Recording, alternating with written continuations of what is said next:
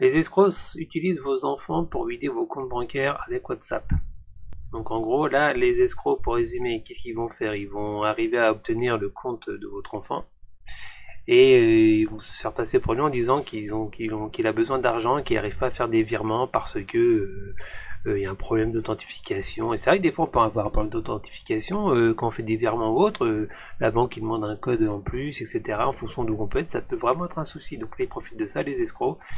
Et donc s'ils arrivent à voir le compte de votre fils ou de votre fille, et ben vous risquez de vous faire piéger. Donc assurez-vous d'avoir la personne finalement en ligne.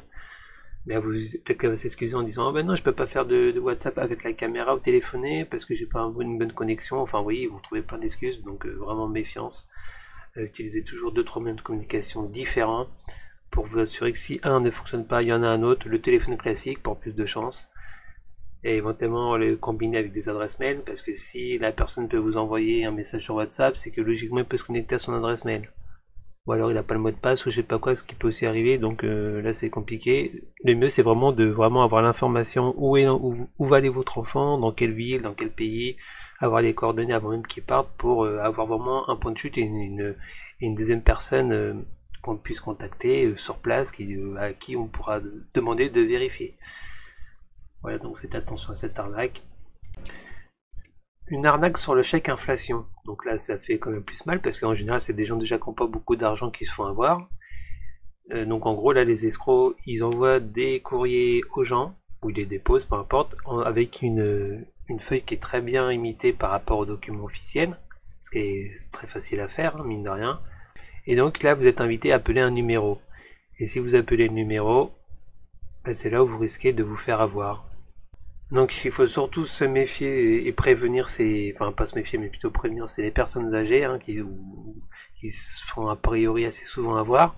Mais là dans l'article ici il n'est pas dit, ils disent ça emmène au cœur de l'arnaque d'appeler ce numéro, mais concrètement ils disent pas ce qui se passe. J'aimerais bien recevoir ce genre de courrier pour me prêter au jeu là. Pourrait être intéressant ça. Mais enfin voilà, une autre arnaque encore à, alors une arnaque aussi, là, c'est se prétend être conseiller bancaire et laisse les victimes sans recours.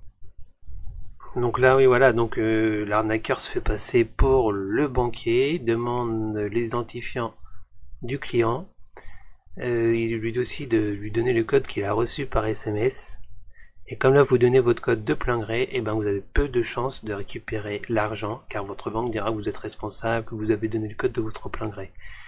Évidemment, ces escrocs sont basés à l'étranger, parce que bien sûr, la France ne bouge pas son cul pour les particuliers et les étrangers. Et en étant à l'étranger, on sait très bien qu'on va être très certainement tranquille.